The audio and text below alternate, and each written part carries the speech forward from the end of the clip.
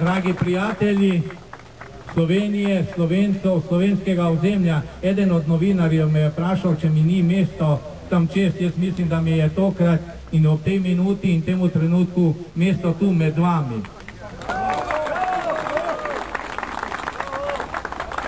Jaz sicer pol ure pred zasedanjem odbora za zunanjo politiko nimam še gradiva, o katerim bomo danes razpravljali.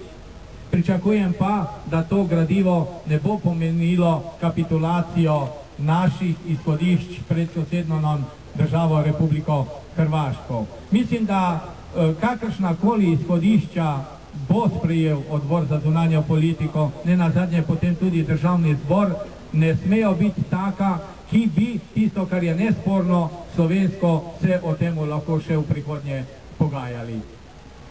Slovensko primorje, slovensko morje, neposredni izhod, da ne naštevam vse tisto, kar smo dovoljevali v teh 17 letih Hrvatom, da so opredeljevali kot izvršeno dejstvo, mi pa s protestnimi notami potem ugovarjali tem dejstvom. Pričakujem, da bo tudi naša politika vsaj približno taka, kot je Hrvaška, in da bomo mi stali na svojemu, Hrvatje pa naj na svojemu. Lep popoldne še danes.